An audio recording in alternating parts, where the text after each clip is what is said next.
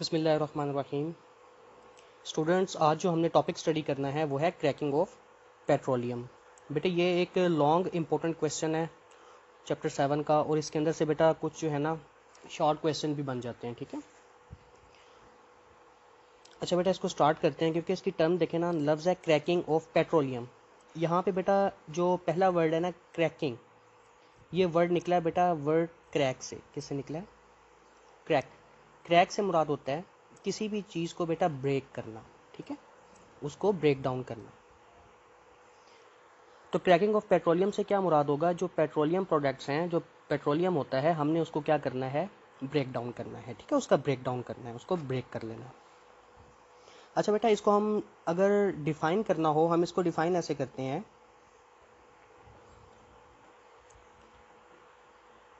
The breaking of higher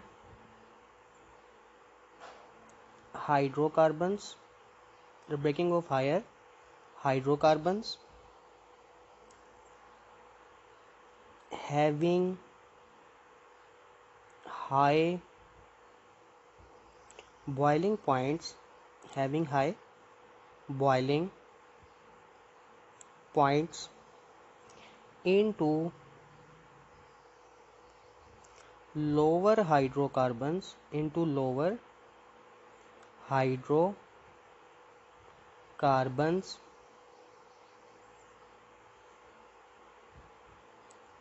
having low boiling points। ठीक है, हाँ जी। क्रैकिंग को बेटे डिफाइन कैसे किया जाता है? The breaking of higher hydrocarbons having high boiling point into lower hydrocarbons having low boiling point. अच्छा बेटा, इस पे हम थोड़ी सी इसकी डेफिनेशन पे हम डिस्कशन करते हैं। देखें, जैसे बेटे यहाँ पे जिक्र हुआ the breaking of higher hydrocarbons. ठीक है, सबसे पहली चीज़ हम यहाँ पे इसको अगेन लिख रहे हैं, हायर हाइड्रोकार्बन्स। ठीक है, और दूसरा एक वर्ड यूज़ हुआ हमारे पास, लोअर हाइड्रोकार्बन्स, लोअर हाइड्रोकार्बन्स। ठीक है, higher hydrocarbons and lower hydrocarbons. अच्छा बेटा, जो हायर हाइड्रोकार्बन्स हैं, सबसे पहली बात बेटा हमने हाइड्रोकार्बन को देखना है। आपको बताया था लास्ट टाइम भी, हाइड्रोकार्बन किन को कहते हैं? जिसके अंदर बेटा कार्बन होता है और हाइड्रोजन होता है। क्या होता है बेटा? कार्बन होता है और साथ में हाइड्रोजन होता है। ऐसे कंपाउंड्स को आप कह लो, हम क्या नाम देते हैं? हाइड्रोकार्बन्स कहते हैं। ठीक है, अच्छा यहाँ पे अब आ रहा है हायर हाइड्रोकार्बन्स। ठीक है, हायर हाइड्रोकार्बन्स। ठीक है,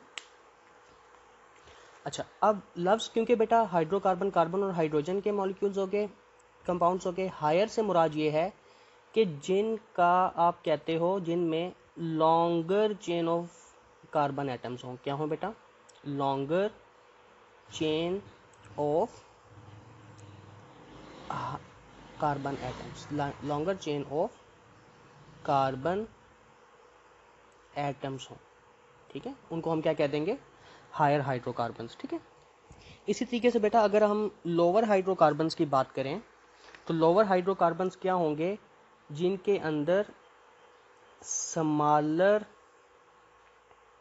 चेन ऑफ हाइड्रोकार्बन हो, smaller chain of carbon atoms हो। जिसके अंदर क्या हो बेटा? Smaller chain of carbon atoms. ठीक है, तो क्रैकिंग बेटे पर्पस हमारा क्या होता है कि जो लंबी चेन वाले हाइड्रोकार्बन्स होते हैं उनको हमने कन्वर्ट कर लेना होता है किसके अंदर?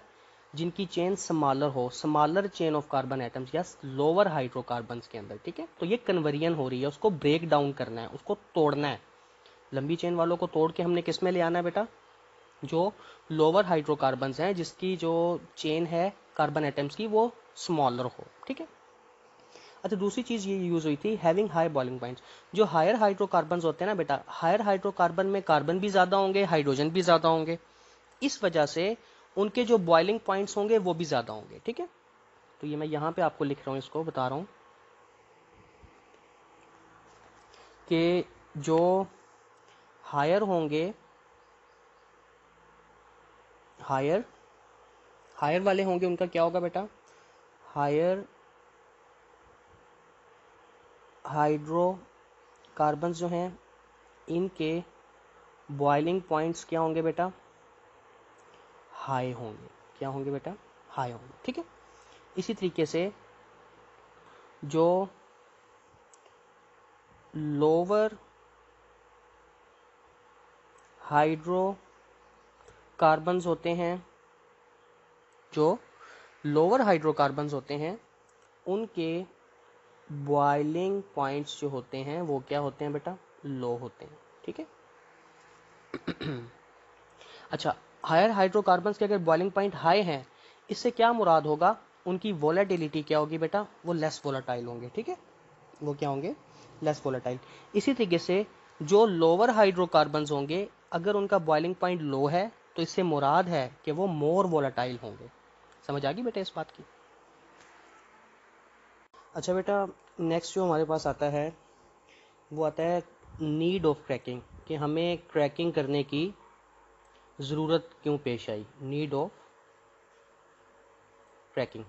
ठीक है, तो नीड ऑफ क्रैकिंग में बेटा कुछ पॉइंट्स में हम यहाँ पे बातें लिख रहे हैं। सबसे पहली वजह बेटा देखो, जो फ्रैक्शनल डिस्टिलेशन होती है ना पेट्रोलियम की, क्या चीज़, फ्रैक्शनल डिस्टिलेशन ऑफ पेट्रोलियम। ठीक है, फ्रैक्शनल डिस्टिलेशन ऑफ पेट्रोलियम के ज़रिए हमें सिर्फ और सिर्फ 20% गैसोलीन मिलता है। क्या चीज़ मिलती है, 50% गैसोलीन। गैसोलीन कहते हैं बेटा पेट्रोल को, किसको कहते हैं, पेट्रोल को। ठीक है, अच्छा, अब होता इस तरीके से है बेटा, देखो ये हमें सिर्फ 20% मिल रहा है पेट्रोल फ्रैक्शनल डिस्टिलेशन से। फ्रैक्शनल डिस्टिलेशन हमने किसको कहा था, फ्रैक्शनल डिस्टिलेशन ये थी कि जो बॉइलिंग पॉइंट की बेसिस के ऊपर आप सेपरेशन करते थे। फ्रैक्शनल डिस्टिलेशन क्या था, separation on boiling point, separation on the basis of boiling points.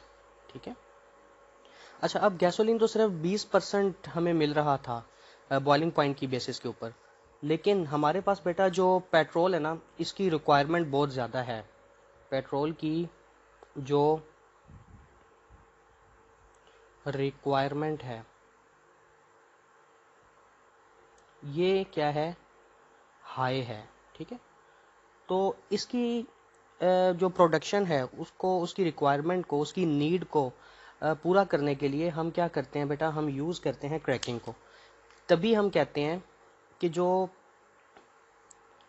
Gas oil होता है या फिर जो कैरोसिन ऑयल होता है, ठीक है, इसको हम क्या करते हैं, इसकी ब्रेकिंग करते हैं, गैस ऑयल की और कैरोसिन ऑयल की क्रैकिंग करके हम किस चीज़ को हासिल करते हैं, गैसोलीन को। किसको हासिल करते हैं, गैसोलीन को। गैसोलीन किसको कहते थे, पेट्रोल को। ठीक है, तो हम पेट्रोल की जो नीड है, उसकी जो रिक्वायरमेंट है, उसको पूरा करने के लिए गैस ऑयल को, गैस ऑयल कहते हैं बेटा डीजल को। किसको कहते हैं, जो डीजल होता है। ठीक है, डीजल को या फिर जो कैरोसिन ऑयल होता है, मिट्टी का तेल, उसको हम क्रैक करते हैं। क्रैक करने के बाद किस में उसको कन्वर्ट कर लेते हैं, गैसोलीन में। गैसोलीन किसको कहते हैं, पेट्रोल को। नेक्स्ट बेटे हमारे पास आता है टाइप्स ऑफ क्रैकिंग। ठीक है, तो क्रैकिंग की बेटा बेसिकली हमारे पास 3 टाइप्स होती हैं। सबसे जो पहली टाइप होती है उसको हम कहते हैं थर्मल क्रैकिंग। क्या नाम दिया जाता है? Thermal cracking. ठीक है। सेकंड जो हमारे पास टाइप होती है उसको हम कहते हैं कैटालाइटिक क्रैकिंग। क्या नाम देते हैं उसको? Catalytic cracking. और थर्ड जो हमारे पास टाइप है जिसको हम डिस्कस करेंगे वो होती है स्टीम क्रैकिंग। कौन सी होती है? Steam cracking. ठीक है। तो हमारे पास कितनी टाइप्स है क्रैकिंग की बेटा? 3 टाइप्स हैं। थर्मल क्रैकिंग होती है, ठीक है। फर्स्ट टाइप कौन सी? Thermal cracking. सेकंड टाइप कौन सी है? Catalytic cracking. और थर्ड टाइप कौन सी आ जाती है? स्टीम क्रैकिंग आ जाती है। ठीक है। अच्छा बेटा, इसमें जो फर्स्ट टाइप थी ना हमारे पास, वो कौन सी थी? Thermal cracking. ठीक है। थर्मल क्रैकिंग बेटा क्या होती है? हायर हाइड्रोकार्बन्स को कन्वर्ट करना, ब्रेक डाउन करना स्मॉलर हाइड्रोकार्बन में with the help of high temperature and high pressure. ठीक है। तो थर्मल क्रैकिंग किसको कहेंगे बेटा? थर्मल लफ्ज है ना जिसमें हाई टेम्परेचर रिक्वायर्ड हो और हाई प्रेशर रिक्वायर्ड हो। ठीक है। यहाँ पे हमने एग्जाम्पल एक डिस्कस करनी है जिसमें देखा ना बेटा, ये लिखा हुआ है C16H34। ठीक है। C16H34 ये एक अल्केन है। ये क्या है बेटा? अल्केन। ठीक है। और इसके अंदर carbon to carbon single bond होता है। जहां पे भी बेटा आखिर में एन लिखा हुआ आता है ना, ANE, इससे मुराद ये होता है हमेशा उस कंपाउंड में, उस हाइड्रोकार्बन के अंदर carbon to carbon single bond मौजूद होगा। ठीक है। अच्छा, अब ये एक हाइड्रोकार्बन था, बड़ा हाइड्रोकार्बन था। ठीक है। जिसका साइज बहुत बड़ा था। हमने इसको हीट किया कितने डिग्री सेंटीग्रेड पे? 700 डिग्री सेंटीग्रेड पे। अब क्या होगा? यही हाइड्रोकार्बन ब्रेक डाउन हो जाएगा 3 टाइप्स के स्मॉलर हाइड्रोकार्बन्स के अंदर, जिसमें सबसे पहला बना C7H16। इसको हम नाम देते हैं हेप्टेन का। क्या नाम देते हैं बेटा? हेप्टेन। C7H16। 7 का वर्ड जो होता है ना बेटा, कार्बन 7 होते हैं। ठीक है। तो ये हेप्टेन के लिए ये वर्ड कौन सा यूज होगा? हेप्टेन। इसी तरीके से 3 मॉलिक्यूल्स बनेंगे CH2 डबल बॉन्ड CH2 के। ठीक है। तो CH2 double bond CH2 double bond आ गया। तो अब ये एन नहीं रहा, ये आखिर में इसके क्या आएगा? ENE, ईन। ठीक है। एक अल्कीन बन गया है। ठीक है। और इस अल्कीन का नाम क्या होता है? इथीन। तो 3 मॉलिक्यूल्स, 3 हाइड्रोकार्बन कौन से बने? इथीन। ठीक है। इसी तरीके से थर्ड वन जो इसमें से जो टूट के आया, ब्रेक होके आया, उसका वो भी एक डबल बॉन्ड वाला था। उसका नाम क्या था? प्रोपीन है। ठीक है। इसका नाम क्या होगा? प्रोपीन। ये भी एक ईन है, ये वाला भी ईन था। तो इससे मुराद है ये दोनों ही अल्कीन्स हैं। अल्कीन किसको कहते हैं बेटा? अल्कीन हम किसको कहते हैं? जिसमें carbon to carbon double bond आ जाए चेन के अंदर। ठीक है। तो ये वाला भी एक अल्कीन है और ये दूसरे वाला भी एक अल्कीन है। लेकिन ये जो पहला ब्रेक डाउन होकर स्मॉलर हाइड्रोकार्बन मिला, ये एक अल्केन है। इसके अंदर 7 कार्बन से एक दूसरे से लिंक्ड हैं और किसी किस्म का भी डबल बॉन्ड या ट्रिपल बॉन्ड नहीं होगा, सिर्फ और सिर्फ सिंगल बॉन्ड होंगे। क्लियर होगी बेटा ये बात? ठीक है। अच्छा, इसका बेटा अगर आपसे वो नाम पूछ ले कि इसका नाम क्या है, तो बेटा इसका मैं आपको नाम बता देता हूं। ये टोटल 16 हैं। ठीक है। C16। तो हम यहाँ पे इसका नाम लिख लेते हैं। इसका नाम होगा हेक्साडीकेन। क्या नाम होगा इसका बेटा? हेक्साडीकेन। जो वर्ड हेक्सा है ये 6 के लिए स्टैंड कर रहा है, और जो लफ्ज डेका होता है, ठीक है, तो ये स्टैंड करता है 10 के लिए। ठीक है। डेका का लफ्ज 10 के लिए होता है और हेक्सा हेक्सा का लफ्ज किसके लिए होता है? 6 के लिए। ठीक है। तो ये टोटल कितने हो गए? 16। और आखिर में एन आया है, तो ये एक अल्केन है, इसलिए हमने इसका नाम क्या लिखा है? हेक्साडीकेन। ठीक है। अच्छा बेटा, सेकंड जो हमारे पास टाइप है क्रैकिंग की, वो है कैटालाइटिक क्रैकिंग। ठीक है। सेकंड टाइप कौन सी हमने अब डिस्कस करनी है? That is catalytic cracking. Catalytic cracking. ठीक है। अच्छा, कैटालाइटिक क्रैकिंग बेटा आप किसको कहेंगे? देखो, कैटालाइटिक क्रैकिंग उसको कहेंगे जिसमें हम लोग बेटा यूज करेंगे कैटलिस्ट को। किसको हम यूज करेंगे? कैटलिस्ट को। ठीक है। कैटलिस्ट आपने बेटा ये पार्ट 1 में भी पढ़ा था। कैटलिस्ट एक ऐसा सब्सटेंस या ऐसा मटेरियल होता है बेटा जो किस लिए यूज होता है? जो रेट ऑफ रिएक्शन को इंक्रीज कर देता है। क्या करता है? रेट ऑफ रिएक्शन को क्या कर देता है? इंक्रीज कर देता है। ठीक है। अच्छा, अब बेटा कैटालिटिक क्रैकिंग में पहली बात तो ये आ गई कि हम लोगों ने कैटलिस्ट को यूज करना है। ठीक है। अच्छा, क्रैकिंग कर रहे हैं, क्रैकिंग का पर्पस क्या था हमारे पास कि हमने कैटलिस्ट को यूज करते हुए जो हायर हाइड्रोकार्बन्स हैं, जो हायर हाइड्रोकार्बन्स हैं, इनको हमने किस में कन्वर्ट करना है? स्मॉलर हाइड्रोकार्बन में या लोअर हाइड्रोकार्बन्स के अंदर। किस में कन्वर्ट करना है इसको बेटा? ब्रेक करना है लोअर हाइड्रोकार्बन्स के अंदर। ठीक है। इसके लिए अब यहाँ पे जाहिर सी बात है, हमने क्योंकि यहाँ पे क्रैकिंग करनी है, क्रैकिंग की नेचर कौन सी है? कैटालिटिक। तो हमें यूज करना पड़ेगा कैटलिस्ट को। ठीक है। तो बेटा यहाँ पे ये क्या इम्पोर्टेंट है कि हम लोग कौन सा कैटलिस्ट यूज करते हैं कैटालिटिक क्रैकिंग में। तो बेटा यहाँ पे हमारे पास जो यूज होता है that is mixture of SiO2 silica plus Al2O3 ठीक है। तो यहाँ पे हमने जो बेटा कैटलिस्ट यूज करना है वो एक मिक्सचर होगा। मिक्सचर किस किस चीज का होगा? SiO2 सिलिका का और एलुमिना का। ठीक है। तो ये जो मिक्सचर है इसको बेटा हम एक नाम और भी देते हैं, इसको हम जियोलाइट भी पढ़ते हैं। ये उसने आपकी बुक में नहीं बताया, लेकिन बेटा आप इसको नोट कर लीजिएगा कि जो मिक्सचर होता है सिलिका का और एलुमिना का, ठीक है, एलुमिना का और सिलिका का जो मिक्सचर होता है इसको हम नाम क्या देते हैं? जियोलाइट का नाम देते हैं। ठीक है। अच्छा, अब ये जो है क्रैकिंग हमारे पास, अच्छा बेटा ये जो कैटालिटिक क्रैकिंग है ना हमारे पास, ठीक है, तो इसमें जो कुछ इंपॉर्टेंट पॉइंट्स और हैं जो मैं आपको बता देता हूँ कि इसके अंदर जो बेटा कैटालिटिक क्रैकिंग में पहली चीज़ जो हमें रिक्वायर्ड थी वो क्या था? हमें कैटलिस्ट चाहिए था। क्या चीज़ चाहिए थी बेटा? कैटलिस्ट। और कैटलिस्ट भी क्या चाहिए था? मिक्सचर किसका? सिलिका का और एलुमिना का। किस किस का था बेटा? SiO2 सिलिका का और साथ एलुमिना। ठीक है, जिसको हमने नाम किसका दिया था? जियोलाइट भी पढ़ते हैं। ठीक है, ये पहली रिक्वायरमेंट है।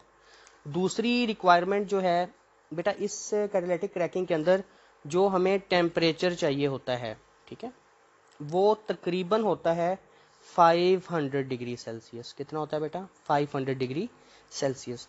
थर्ड जो रिक्वायरमेंट होती है वो होती है प्रेशर। तो बेटा इसके अंदर जो हमें प्रेशर चाहिए होता है वो तकरीबन 2 एटमॉस्फेरिक प्रेशर होता है, 2 atm। कितना होता है बेटा?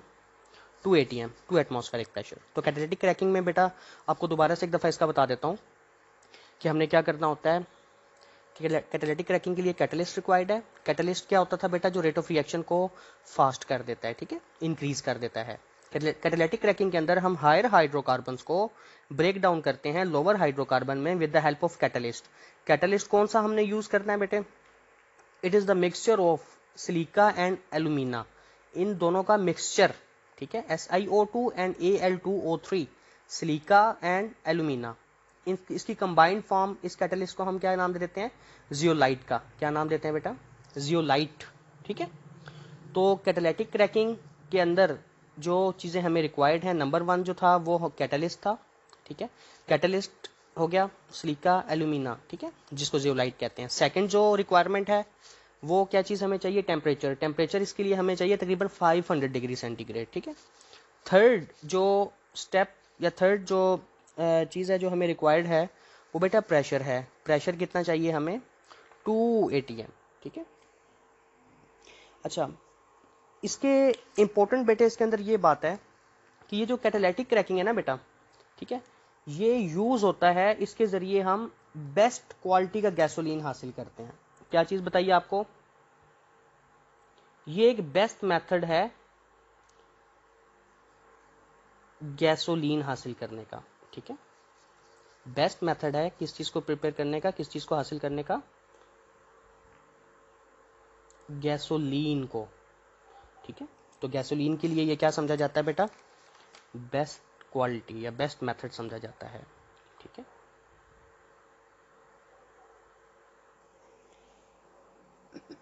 तो मतलब ये एक मेथड है जिसके ज़रिए हमें मैक्सिमम अच्छी क्वालिटी का जो गैसोलीन है वो प्रिपेयर होता है। गैसोलीन क्या था? अच्छा बेटा, थर्मल क्रैकिंग भी हो गया, कैटालिटिक क्रैकिंग भी हो गया। थर्ड वन जो है हमारे पास, दैट जो टाइप है क्रैकिंग की, वो है स्टीम क्रैकिंग, ठीक है, स्टीम क्रैकिंग, ठीक है। अच्छा, अब ये जो क्रैकिंग है ना बेटा, ये बहुत आसान है। इसका प्रोसेस क्या है, जो हायर हाइड्रोकार्बन्स होते हैं, ठीक है, बड़ी चेन वाले, large number of carbon atoms वाले, ठीक है, हम उनको बेटा फौरी तौर पे ही कन्वर्ट कर लेते हैं वेपर फेज के अंदर। किस में ले जाते हैं उसको, वेपर फेज में, ठीक है। अच्छा, जब वो वेपर फेज में चले गए ना बेटा, फिर हमने उनको उनके अंदर ऐड करवानी है, उनका रिएक्शन करवाना है स्टीम के साथ। किसके साथ उनको रिएक्ट करवाना है, स्टीम के साथ, ठीक है। अच्छा, हायर हाइड्रोकार्बन से उनको वेपर फेज में ले गए, वेपर फेज में ले जाने के बाद उनका रिएक्शन किससे करवाया, स्टीम के साथ। जब वो स्टीम से मिले बेटा, इनको ना शॉर्ट टाइम के लिए हमने हीट करना है। इनको क्या करना है, हीट करना है शॉर्ट टाइम के लिए। क्या करना है, शॉर्ट टाइम के लिए, बहुत थोड़ी देर के लिए, ठीक है। तकरीबन 900 डिग्री सेल्सियस पे कितने टेम्परेचर देना है बेटा, स्टीम के साथ जब इन वेपर्स को हाइड्रोकार्बन्स के मिक्स करवाना है शॉर्ट टाइम के लिए, कितनी देर के लिए हीट करना है, 900 डिग्री सेल्सियस के लिए, ठीक है। अच्छा, अब ये सब करके ना बेटा, इनको फौरी तौर पे ही इसकी रैपिड कूलिंग कर लेनी है। क्या करना है बेटा, रैपिड कूलिंग, ठीक है। रैपिड कूलिंग फौरी तौर पे हमने, रैपिड से मुराद होता है बहुत जल्द, ठीक है, फौरी तौर पे हमने इसको क्या कर लेना है, ठंडा कर लेना है, ठीक है। तो इससे क्या होगा, कूलिंग करते साथ ही स्टीम के दौरान हीट करते हुए इसकी ब्रेकिंग हो जाएगी हायर हाइड्रोकार्बन्स की, और कूलिंग के बाद हमें जो है लोअर अनसैचुरेटेड हाइड्रोकार्बन्स मिलेंगे, ठीक है। कौन से वाले मिलेंगे, lower unsaturated hydrocarbons, unsaturated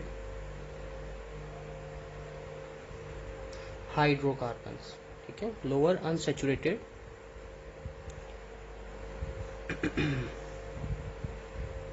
lower unsaturated hydrocarbons, ठीक है। अच्छा, अब यहाँ पे बेटा नेक्स्ट थोड़ा सा मैं आपको फर्दर इन्फॉर्म इसके बारे में नॉलेज देता चलूँ कि क्रैकिंग का बेटे पर्पज़ ये तो है कि हम हायर हाइड्रोकार्बन से लोअर को हम कन्वर्ट कर लें, लेकिन इसकी कुछ और इम्पोर्टेंस भी है, ठीक है। तो हम यहाँ पे इसकी कुछ और इम्पोर्टेंस भी डिस्कस कर लेते हैं। सबसे पहली इम्पोर्टेंट बात क्या थी कि ये एक मेथड था जिसमें हम हायर या जो बड़े चेन वाले हाइड्रोकार्बन्स होते थे, ठीक है, हाई हाइड्रोकार्बन्स जो होते हैं उनको हम कन्वर्ट कर रहे थे, ब्रेक करके किस में लेके आ रहे थे, लोअर हाइड्रोकार्बन्स के अंदर, ठीक है, लोअर हाइड्रोकार्बन्स में, ठीक है। अच्छा, इसके अलावा ना बेटा देखो, आपके पास काफ़ी सारे इस क्रैकिंग के अंदर काफ़ी सारी जो होती है ना यूजफुल प्रोडक्ट्स भी बनती हैं एज अ बाय प्रोडक्ट। इसमें हमारे पास क्या होता है, मैनी यूजफुल बाय प्रोडक्ट्स हासिल होती हैं। बाय प्रोडक्ट्स कहते हैं बेटा जो केमिकल रिएक्शन में कोई चीज़ जो होती है हमें इजाफी मिलती है। जैसे फॉर एग्जांपल हम यहाँ कुछ डिस्कस कर रहे हैं, इथीन हो गया, ठीक है, प्रोपीन, ब्यूटीन वगैरह, ठीक है। तो ये सारी की सारी हमें क्रैकिंग के दौरान एज आ बाय प्रोडक्ट्स मिलते हैं जो कि इम्पोर्टेंट केमिकल्स हैं हमारे लिए, ठीक है। अच्छा, अब ये जो होता है ना बेटा हमारे पास, ये जो हमें बाय प्रोडक्ट्स मिलती हैं इनको हम डिफरेंट इंडस्ट्रीज में यूज़ करते हैं, ठीक है। जैसे फॉर एग्जांपल हम इसको यूज़ कर सकते हैं, इनका जो यूज़ है इन केमिकल्स का ड्रग इंडस्ट्री के अंदर, ठीक है, ड्रग्स की प्रिपरेशन में। इसके अलावा इनका यूज़ हो सकता है प्लास्टिक्स बनाने में, ठीक है। प्लास्टिक्स के अलावा ये यूज़ हो सकते हैं डिटर्जेंट्स के अंदर, डिटर्जेंट्स के अंदर, ठीक है। इसके अलावा डिफरेंट फाइबर्स बनाने में, ठीक है, डिफरेंट फाइबर्स बनाने में इस्तेमाल हो सकता है। इसके अलावा कुछ और जो होते हैं हमारे पास, पेस्टिसाइड्स हो गए, या आप कहते हो डिफरेंट फर्टिलाइजर्स जो होती हैं, उनको बनाने में भी इस्तेमाल होता है, ठीक है। और इसके अलावा हम इनसे कुछ जो है ना बेसिक इम्पोर्टेंट केमिकल्स, जिसमें हम इम्पोर्टेंट कुछ के नाम लिख रहे हैं, इथेनॉल को भी बना सकते हैं इन केमिकल्स के ज़रिए, ठीक है। ये जो इथीन, प्रोपीन और ब्यूटीन हमने लिखे, इनके ज़रिए इथेनॉल को, ठीक है। इसके अलावा हम बना सकते हैं फिनॉल को, किसको बना सकते हैं, फिनॉल, ठीक है। और इसके अलावा एक केमिकल को और नाम लिख लेते हैं, एसीटोन को, किसको हम बना सकते हैं, एसीटोन, ठीक है।